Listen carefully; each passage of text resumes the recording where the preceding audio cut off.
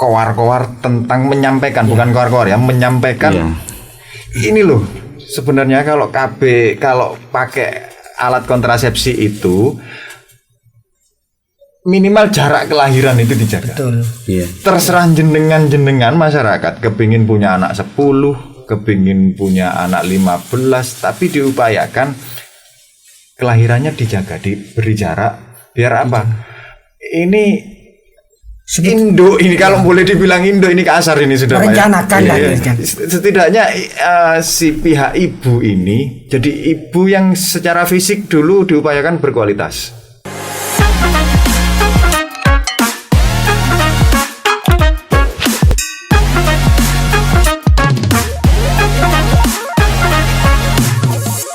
Assalamualaikum warahmatullahi wabarakatuh. Jumpa lagi pendengar Radio Pratiwi dan pemirsa Pro TV dimanapun Anda berada, mudah-mudahan selalu sehat walafiat. Ya, kita kembali jumpa di Ngobrol Asik. Kali ini bersama teman-teman dari Kecamatan Sukosari, bersama Pak Kris dan Pak Agus. Ini status lama, wajah lama atau gimana nih Pak? Berapa kali Kak kita? Kalau saya pribadi Mas, saya Kristanto dua kali. Dua kalinya ini di program siar periode tahun ini. Kita ketemu dua kali juga berarti ya? Ya, di bulan Agustus kemarin. Dengan tema yang beda tentunya. Tema yang beda tapi siap. Dengan aura yang masih tetap sama. Masih tetap sama. Luar biasa, sehat Pak? Alhamdulillah. Luar biasa ya. Pak Agus? Sama juga dua kali, alhamdulillah sehat. Itu di periode tahun ini dan tahun lalu 2022. Ya. Masih tetap mengusung misi yang sama. Masih tetap mengusung ya. Mengusung misi yang sama tentang kepedulian kita dari jajaran pemerintahan, dari jajaran instansi, dari jajaran sosial. Tapi ini jajaran luar biasa ya. BKKBN ini kan jajaran dari dunia juga. Dari UNICEF. Iya, betul. Sudah sempat keliling dunia, Pak? Belum. Kalau saya pernah keliling, Pak, tapi dunia binatang. Dunia maya kita. Karena saya lama di Surabaya, kan ada kebun binatang. Iya. Saya kelilingnya di dunia binatang. Iya Mas. Jadi nggak seberapa paham dengan dunia luas gitu. Tapi mudah-mudahan kita akan berkesempatan Pak ya, keliling dunia, entah itu melalui metode umroh gitu. Ini sekedar lemparan celetukan ini. Tapi mudah-mudahan kalau terwujud kan alhamdulillah.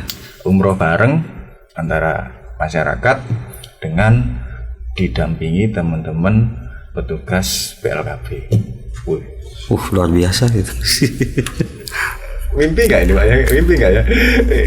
Semoga mimpi jadi kenyataan. Suka banget saya dengan optimisme yang dilemparkan Pak Kris. Apa kita bahas apa Pak ini Pak kali ini Pak? Kali ini kita pada tema jadi gini, peran atau koordinasi dan sinergi lintas sektor menjadi salah satu faktor penentu keberhasilan pengembangan di kampung keluarga berkualitas. Sudah bukan keluarga berencana lagi. Ya, bukan lagi sudah. Sepakat kita ya. Update sudah, Pak. Sudah bukan berencana ya. Berkualitas. Rencana menolong bila eksekusi. Betul. Ini sekarang keluarga berkualitas. Ini luar biasa perkembangan dari beberapa bulan sesuai dengan konteks pekerjaan saya di dunia jurnalis. Kami banyak berkeliling, kami sama teman-teman banyak berkeliling beberapa bulan terakhir ini. Khusus untuk apa yang, tapi susah kalau saya mau bilang khusus Pak. BKKBN ini yang luas ya. Luas. Kalau kita mau nyentuh pertanian, BKKBN ada di situ. Kita mau nyentuh kesehatan, ada BKKBN. Apa lagi? Mau nyentuh cenderung ke sosial dan apa mungkin penyakit masyarakat, tambah lagi sekarang karena sudah merger Mas. Dinsos P3A KB. Terus apa ya kalau mau bilang yang disentuh BKKBN kan semua aspek kehidupan yang disentuh. entar ke pondok beda BKKBN. Ada. Iya. Kerjasamanya memang meluas. Semua ya. Makanya tadi Pak Kris bilang kita bahas ini aja lah, kita bahas komunikasi dan koordinasi lintas sektor. Lintas sektor ini sudah bertahun-tahun BKKBN berkoordinasi. Kalau dulu nih Pak ya, yang saya tahu sama Departemen Penerangan, yang Departemen betul. Departemen Penerangan sampai harus wayangan, muter film. Terus di situ ada sosialisasi tentang alat kontrasepsi, kondom. Wah itu luar biasa sambutannya di masyarakat dulu. Apa orang suruh ngaku karet itu yang saya terima di wilayah Probolinggo. Iya. Kemudian seiring perkembangan zaman, alat kontrasepsi yang digaungkan sama teman-teman tim dari BKKBN itu sekarang mudah banget dicari di market ini. Betul sekali. Market itu.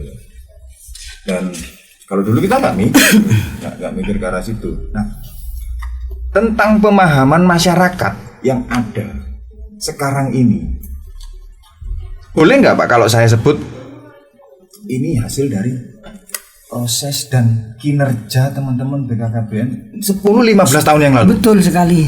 Betul, kita nikmati sekarang hasilnya dari 20 mungkin sampai 30 tahun yang lalu. Karena pencetusan program keluarga berencana dulu masih itu tahun 70-an. Mungkin waktu itu kita masih kecil ataupun bisa belum lahir. Saya belum lahir. Betul. Karena saya kan masih remaja. Anaknya. Gak boleh ya Mas Alif ya. Ngaku-ngaku remaja gak boleh ya saya. Remaja tempo dulu. Tempo dulu. Ya, jadi cenderung pergerakan apa ya? Kalau pergerakan kok ekstrim kayaknya kata-katanya. Program yang dilakukan, yang digalakkan, yang dicanangkan, sudah dilakukan, sudah dicanangkan, digalakkan dan dilaksanakan oleh teman-teman BKKBN ini sebenarnya yang terjadi sekarang dilakukan 10-15 tahun yang lalu. Nah, untuk yang sedang sekarang dituangkan di masyarakat, diterapkan di masyarakat, apakah tidak mungkin 10 atau 15 tahun lagi pemahaman masyarakat tentang BKKBN, apapun yang ada di BKKBN, termasuk pertanian, termasuk usia pernikahan, termasuk alat kontrasepsi, 15 tahun lagi bisa jadi BKKBN sudah tidak perlu keliling, naik motor, naik turun gunung, tapi masyarakat yang mendatangi dan ngobrolnya asik. Mungkin masyarakat sudah bisa ngobrol kayak kita sekarang. Iya. Pak, anak saya sudah 3. Ini saya takut kecolongan lagi Pak. Istri saya pakai KB ini misalkan. Iya. Dok rumah Pak kalau MOP. Nah, mungkin 15 tahun lagi seperti itu. Tidak perlu kita yang ya kalau boleh dibilang sekarang masih susah payah. Iya. Pengertian apapun tentang apa program yang sedang dilakukan BKKBN ini boleh dibilang sekarang susah payah. Kalau dulu full ditolak. Iya. Ini bisa jadi mungkin seperti itu walaupun tidak 100% ditolak sama masyarakat. Tapi mungkin dulu senior kita dulu ini lebih susah daripada apa yang kita lakukan. Sebenarnya tidak usah nunggu ke 15 tahun ke depan. Sekarang ini kita sudah nyetat seperti PPKS, Pusat Pelayanan Keluarga Sejahtera. Itu masyarakat mendatangi ke kita, khususnya ke balai penyuluhan. Jadi mereka bisa konsultasi, bisa apa saja yang ada hubungannya dengan kegiatan BKKBN, khususnya di KB, tanya-tanya kita memberikan KIE-nya. Itu mungkin yang menyebabkan gini Pak ya. Sebenarnya kita tidak sedang mengamati. Kami dari tim jurnalis, dari media manapun tidak sedang mengawasi ya. Tapi kami silaturahmi berkeliling ke masing-masing kecamatan dulu karena kalau langsung untuk ke desa kan. Kita di Pratiwi sama Pro TV ini krunya cuma segelintir Pak gitu. Jadi Sekupnya masih terbatas. Jadi sampai sekarang Pak Kris sendiri juga masih berhak menagih janji karena Iya, belum sampaian itu. kami belum memenuhi janji, belum bisa datang. Tapi kami pastikan pasti Pak, kita Siap. pasti datang. Pasti datang, hanya waktunya mungkin yang harus Kita sharing. balapan sama Valentino Rossi. Karena begini Mas Joko, ya betul yang dibilang tadi bahwa yang kita nikmati sekarang ini mungkin jerih payahnya tidak lepas dari senior kita mungkin 20-30 tahun atau 15 tahun yang lalu benar. bisa dinikmati sekarang. Karena begini, program KB ini sebetulnya program yang abstrak. Jadi betul tidak sama dengan kita sekarang bangun jalan, bangun jembatan. Selesai targetnya ada fisiknya. 2 minggu selesai. Ada fisiknya. Tapi kalau ini lebih mengarah ke kita itu KIE-nya ya. KIE-nya itu konsultasi edukasi dan informasi dan edukasinya itu lebih pada merubah pola pikir atau mindset masyarakat tentang program keluarga berkualitas seperti sekarang ini. Karena untuk melempar mindset itu memang benar-benar tidak ada fisik. Yang ada fisik aja yang program KB yang berupa fisik. Contohnya program hamil, pendampingan Jatin dan lain-lain. Itu baru bisa ada fisiknya 9 bulan kemudian kan. 9 bulan. Iya. Betul. Ya kan tidak bisa 3 bulan. Kalau 3 bulan ini apa ini? Ya, betul. Jangan-jangan yang 6 bulan yang kemarin disembunyikan ini kan gitu. Ini yang berupa fisik, Apalagi ini yang mindset gitu kan. Yang mindset. Mungkin itu yang menyebabkan pergerakan KB itu kalau kita main, kita silaturahmi, kita sowan ke masing-masing kecamatan. Kecamatannya sepi, Pak.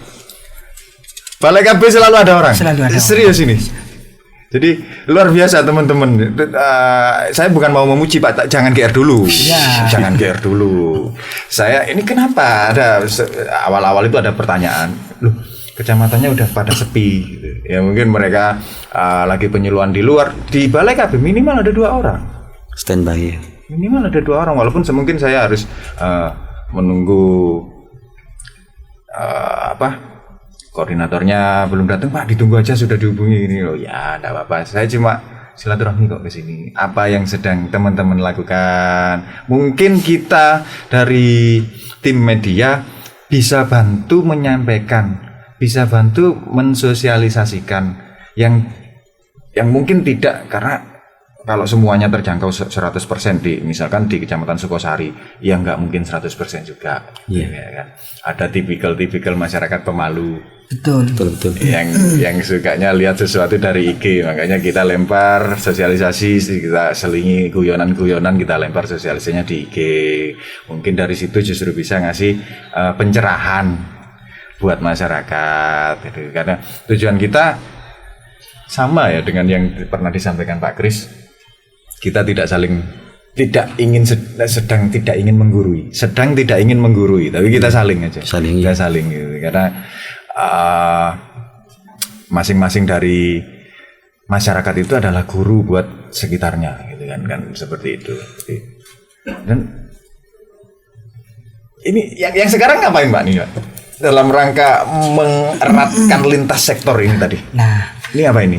Begini Mas Joko, dengan sesuai tema pagi ini ya, kita mempunyai semacam apa ya, wadah ya.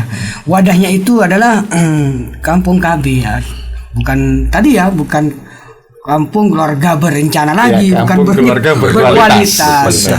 Jadi yang kita lakukan di kampung berkualitas itu dengan teman-teman juga di intern KB, juga di semua lintas sektor itu membaur. Ini kita bisa buktikan salah satunya yang mungkin yang di Kecamatan Sukosari, kampung KB-nya ini Desa Kerang di Dusun Bercak di Desa Kerang. Ya, itu yang ikonnya. Kampung KB percontohan. Produksi kolaborasi antara lintas sektor itu tadi Pak ya. Lintas sektor. Karena dengan kelinci saja itu butuh ada kandang komunal itu butuh tentang penelitian tentang pakan. Ya. Ini industri, dinas perindustrian dapat, dinas peternakan, kemudian dari dokter hewan dan lain-lain, kemudian dari mahasiswa-mahasiswa tentang pertanian, karena pertaniannya ini pasokan makanan apa yang di daerah Sukosari ada bisa dimodifikasi jadi pakan yang luar biasa gitu ya. Kemudian dari peran serta masyarakat juga, dari misalkan pasangan pengantin remaja, karena remaja itu 24 Pak ya, 24 tahun. 21 untuk perempuan, 25 untuk laki-laki. Itu masih Versinya kategori BKKBN. versi BKKBN. Itu pasangan-pasangan muda, suami istri yang tidak bekerja di bidang perindustrian, hanya bekerja di rumah sebagai petani atau di kebun, mengolah lahan sendiri. Ini sudah mulai berkolaborasi di situ. Ini dicetuskan sejak kapan sih Pak? Adanya Kampung KB. Ya, itu pertama kali disebutnya kampung. Kalau dulu masih Kampung KB, Kampung Keluarga Berencana. Sebelum 2020. Pertama kali itu 2017 Mas, kita pionernya itu proyeknya memang Sukosari pertama dulu. Setelah 2020 menjadilah berkembang, update lagi menjadi Kampung Keluarga Berkualitas, bukan Kampung Keluarga Berencana lagi gitu. Berarti di 2020 ini sudah mulai digenjot beneran. Ya.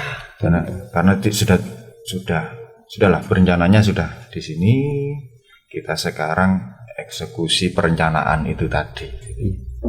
Jangan-jangan di tahun 2027 bukan jadi kampung berkualitas ya, kampung luar biasa malah jadinya bisa jadi seperti itu. Ya. Tapi amin Pak ya, kita aminkan. Seperti itu kita aminkan. Dan ada salah satu cita-cita naif nih mungkin ya dari saya pribadi. Bondowoso ini bisa jadi ikon, kalau mungkin di Banyuwangi ikon pariwisata. Kenapa Bondowoso tidak bisa? Apa bedanya ya? Apa bedanya? Kalau untuk mengejar, menyamai mungkin belum. Butuh mungkin 30-40 tahun ke depan. Ya, tapi kalau lebih nyalep kan bisa saja Pak. Tapi bisa saja itu, karena tidak hal yang tidak ada mungkin di dunia. Amin aja Pak ya. Amin. Amin aja. Tapi amin malolo. Ya. Kalau ada pertemuan di Kampung KB itu kan semua pada datang antusias. Tapi yang paling nampak dirasakan itu Mas, dari Kampung Kelinci ini, memang secara fisik material ada, seperti penambahan pendapatan penghasilan itu. Dari komunitas itu ada, dari penjualan nanti bisa dibagi ke kelompok itu secara material. Tapi yang paling nampak sebenarnya itu keguyupan dan rasa kepersaudaraan. Benar. Mengapa demikian? Dengan adanya misalnya mencari pakan bersama-sama, memberikan bersama-sama, atau paling setidaknya dalam 2 minggu sekali duduk bersama, ngopi bareng, membahas tentang kelinci itu di balai itu, kan memupukkan persaudaraan, keakraban. Intinya nanti hasilnya, imbasnya itu dari pemupukan persaudaraan itu akan timbul ide-ide yang mungkin kita tidak berpikir ke sana, orang lain berpikirnya menjadi suatu kreativitas itu. Itu yang paling dirasakan. Nah, selebihnya mungkin dengan rezeki itu larinya ke materi. Tapi yang paling nampak itu kalau saya rasakan sendiri ya, guyupnya, keakrabannya, persaudaraan di desa tersebut. Jadi secara tidak langsung boleh saya kasih aplaus, angkat topi, karena teman-teman BKKBN khususnya yang di Sukosari mewujudkan persatuan Indonesia untuk menuju kerakyatan yang adil, makmur dan beradab. Itulah mungkin keadilan sosial. Saya tambahkan yang Pak Agus itu ya, karena juga nyambung ke program BKKBN juga yang dalam hal ini adalah kelompok kegiatan yang namanya UPKS, usaha peningkatan pendapatan keluarga sejahtera, dan sekarang sudah berubah lagi malah UPKA menjadi usaha peningkatan pendapatan keluarga sektor aktif gitu loh. Jadi secara tidak langsung satu menambah income tadi dan juga membuka lapangan pekerjaan baru di kelompok tersebut, khususnya lah di satu dusun itu. Di awal tahun 2000-an Pak, kita sedikit kembali ke sejarah ya. Di awal tahun 2000-an saya sempat mengikuti beberapa program yang sedang dilakukan teman-teman dari BKKBN waktu itu. Di awal tahun 2000-an itu yang titik beratnya kita masih dalam upaya mencari akseptor. Ini saya baru ingat ketika Pak Kris bilang akseptor, menyebutkan istilah akseptor. Kita masih susah payah mencari akseptor. Masih susah payah koar-koar tentang menyampaikan, bukan koar-koar ya, menyampaikan ini loh. Sebenarnya kalau pakai alat kontrasepsi itu minimal jarak kelahiran itu dijaga. Betul. Terserah jenengan masyarakat kepingin punya anak 10, kepingin punya anak 15, tapi diupayakan kelahirannya dijaga, diberi jarak biar apa? Ini Indo ini kalau boleh dibilang Indo ini kasar ini sudah merencanakan setidaknya si pihak ibu ini jadi ibu yang secara fisik dulu diupayakan berkualitas. Betul. Karena kita sepakat ya Pak ya, kita ndak mau ya kalau disuruh melahirkan. Iya. Sepakat ya. Sepakat ya kan. Saya membayangkan susahnya istri saya aja gitu kan. 9 bulan mengandung sakit tengah burung sudah melahirkan bukan selesai itu. Iya.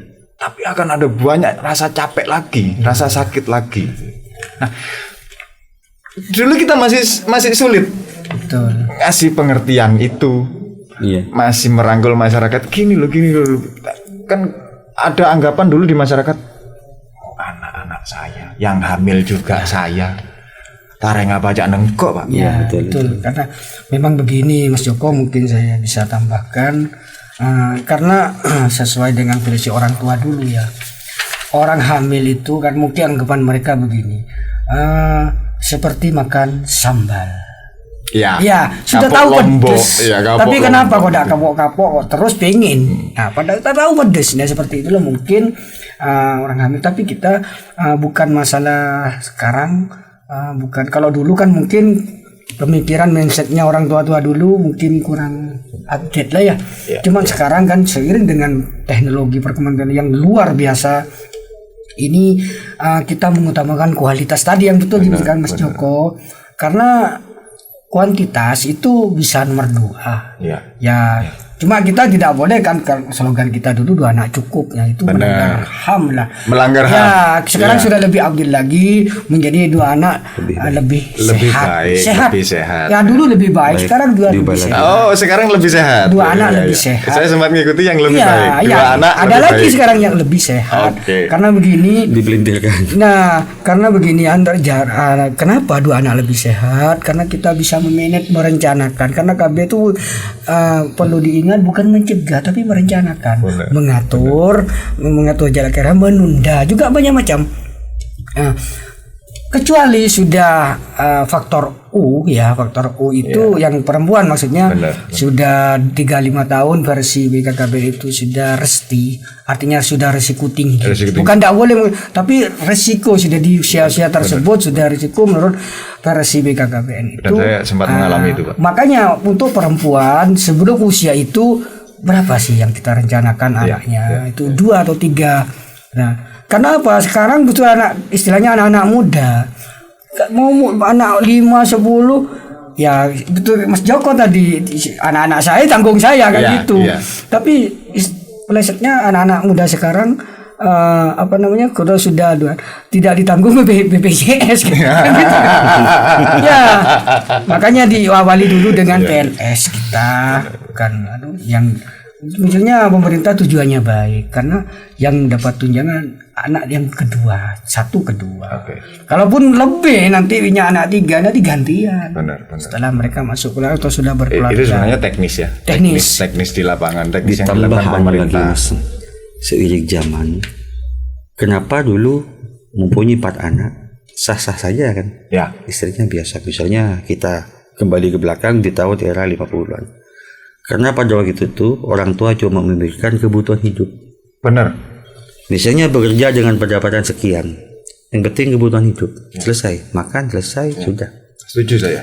Begitu memasuki era globalisasi, teknologi bertambah masuk. sudah, bukan kebutuhan hidup, tapi gaya hidup. Benar. Pola hidup pertama. Gaya hidup. Gaya hidup yang bertambah. Kalau dulu mungkin kita punya anak misalnya ya, diberi makan sekian jumlahnya nominalnya, cukup sudah. Dengan penghasilan kita sekian. Tapi berkembang menjadi pola hidup atau gaya hidup. Sekarang kan butuh HP, Benar. butuh kendaraan. Nah, itu hubungannya dengan pendapatan kita. Jadi beda sudah. Secara logikanya, memang ini lepas dari ya. Memang semuanya yang atas yang mengatur. Tapi secara kita kan juga punya rencana. Jadi kalau penghasilan kita sekian ditambah dengan pola hidup dan gaya hidup itu, mungkin karena bisa tidak cukup, itu imbasnya nanti. Karena terkait juga dengan Faktor jumlah zaman. populasi juga. Ya, kan. betul. Seperti Rhoma Irama aja 135 juta. Kemudian berapa tahun lagi berubah sebanyak 200 juta jiwa kan. Iya. Seperti itu. Berubah karena populasi itu apapun kalau populasinya tidak diawasi. Tapi susah Pak. Kalau saya ngomong jangan jenengan yang ngomong, biar saya saja lah gitu. Jadi kalau populasi tidak diawasi akan membludak. Ya kalau ternak itu kan. Kalau ternak semakin banyak, semakin bagus. Tapi seperti apa nanti kualitas ternaknya gitu kan. Betul. Orang pohon durian aja sekarang, pohon durian ada buahnya 10. Loh, ini buah 10 masih kecil-kecil lah kok yang 4 atau bahkan 50% dipotongi. Kan eman. Itu bayangan-bayangan primitif ya, bayangan-bayangan kita dulu. Kita kan mantan-mantan orang primitif mungkin sampai sekarang masih primitif juga gitu. Ini kenapa kok kan eman bisa buah 10 gitu. Kuantitasnya ya. Kuantitasnya. Iya. Tapi sekarang yang diutamakan kualitas. Betul. Kualitas. Jadi kenapa saya sempat membahas ada kejadian di awal-awal tahun 2000-an mungkin, kemudian yang sekarang yang dilakukan teman-teman BLKB beda. Kita sudah tidak lagi membahas mencari akseptor. Iya. Tapi kita meningkatkan bagaimana akseptor KB kita kan notabene itu akseptor KB masa lalu yang sekarang sudah menelurkan generasi-generasi berikutnya dan generasinya sudah luar biasa. Ini generasi luar biasa loh, kita mau akui atau tidak. Saya zaman seusia Mas Alip mungkin ya, zaman di usia Mas Alip atau seperti usia Mas Icang atau yang satu lagi Mas Tegar, di usia-usia mereka saya belum bisa pakai Android. Betul. Gimana mau bisa Android belum muncul? Kan gitu. Ada plus minusnya. Ada plus minus. Ini perkembangan teknologi sudah luar biasa. Cepat sekarang anak SD aja sudah lebih pintar dari kita memposisikan Android itu Mas. Karena kita usia SD ya. Ya tidak ada yang namanya lampu aja waktu itu, kita lampu listrik penerangan minim. Waktu itu Petromak lah. Saya ya. masih Petromak itu sudah gaya Pak, zaman kecil saya Petromak itu udah orang-orang ekonominya yang luar biasa. Betul. Pakai obor Pak. Pakai obor kalau dulu. Cuma ya itu perkembangan ya, tingkat kecerdasan kualitasnya mereka juga seiring dengan zaman tersebut. Iya. Nah, tapi kalau kita GR ini kualitas kita di Indonesia sudah seperti ini nih. Ya sudah lah, cukup, kita kan sudah hebat. Nah, kalau kita sudah merasa hebat duluan, negara yang lain sudah jauh. Walau ditinggal, jangan berhenti, never stop. Still doing. Jadi apa ya? Saya seneng dengan apa yang dilakukan. Jadi teman-teman Sukosari itu ada kelinci dari zaman kita dulu, zaman Bamba kita sudah ada. Tapi makannya kelinci apa dari dulu? Dibiarkan gitu, makan rumput. Mana sendiri. Sekarang malah dikembangkan ada kelinci yang telinganya kayak gini. Banyak rasnya. Kemudian ada yang bulunya di sini yang berjambul, kelinci berjambul gitu. Kemudian daging, mutu dan kualitas dagingnya. Kalau dulu mungkin di kandungan daging kelinci mungkin ya, ini hanya sekedar pendapat, tidak ada kandungan vitamin A-nya atau minim kandungan vitamin A. Sekarang dengan teknologi yang dikembangkan sama teman-teman muda. Bisa jadi ini keasupan vitamin A didapat dari daging kelinci. Bisa jadi seperti itu. Karena urusan lidah kita mungkin nggak bisa menelan wortel, jus wortel mentah kita nggak bisa menelan. Iya. Diupayakan ada di daging. Nah, caranya gimana ya? Teman-teman yang berpikir bola masing-masing. Kalau tetap harus Pak Agus mungkin yang memikirkan, Pak Agus mikirin program. Iya. Jadi sesuai porsi ya, sesuai komposisi yang di peternakan memikirkan gimana peternak itu yang baik. Jadi ini luar biasa loh, BKKBN bersama peternak, BKKBN bersama mahasiswa Universitas Pertanian, universitas manapun, bahkan terbuka nggak itu untuk pelajar-pelajar dari luar negeri? Terbuka. Nah, Terbuka. bisa jadi ada pertukaran pelajar. Bicara tentang pertukaran pelajar saya jadi ingat nih, kalau di masa-masa saya sekolah dulu pertukaran pelajar itu tawuran, Pak. Oh iya, atau Ya. bertukaran itu. Bertukar. Itu Madura. Bertukar. Ada, Pak. Probolinggo Madura Gia, Pak. Iya betul. Ada apa? Jadi sempat ada kejadian lucu gitu. Ada apa rame-rame? Pertukaran pelajar, Pak. Iya. ini kacau. Tapi remajanya sekarang, anak-anak SMA sekarang dengan anak-anak SMA zaman saya saja dulu zaman SMA tidak mengerti dengan adanya teknologi karena memang dulu serba terbatas. Nah, kalau teman-teman BKKBN sekarang peduli dengan merangkul lintas sektor. Wih, tapi capek Pak ya. Iya. Capek memang. Saya akui itu capek. Cuman Menyamakan persepsi soalnya. ya komunikasi kan. Jadi yang saya tangkap dari Pak Agus tadi bilang ada gazebo, ada kopi. Ini kan sedang komunikasi saja dulu. Semakin sering, misalkan 2 minggu sekali, semakin mau datang.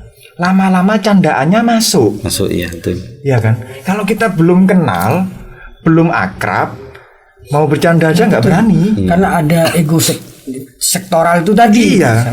Karena mungkin ketika saya coba melempar anekdot, kita belum kenal nih. Pak Kris juga, ini apa sih orang? Tapi ketika saya sudah kenal sama Pak Ya. Kris, gampang saya lempar anekdot gitu. Apapun bisa jadi anekdot. Membangun apa sekarang chemistry. Ya, chemistry. Dan ini yang sedang dibangun sama teman-teman ini chemistry masyarakat. Iya betul. Chemistry masyarakat. Luar biasa. Pak, luar biasa ini obrolannya. Kalau sampai mau dilanjut sampai besok boleh. Tapi sebelum kita pamit sama pendengar dan pemirsa Pro TV juga, monggo Pak, mungkin ada closing statement yang Itu tadi Mas, mungkin nanti saya 1 menit Pak Agus lanjut. Tadi itu yang sedang kita gencar-gencarkan ini sudah menyangkut semua bahasan tadi. Oke. Pesannya dari Dinsop BKKB itu stop anak melahirkan anak. Oke. 3 stop itu. Terus stop kemiskinan Melahirkan kemiskinan. Yang ketiga stop kebodohan melahirkan kebodohan. Ya. Itu saja Mas. Mungkin Pak Agus bisa menambahkan.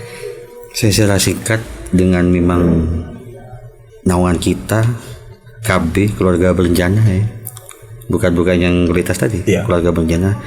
Kita sebenarnya berencana sebisa kita.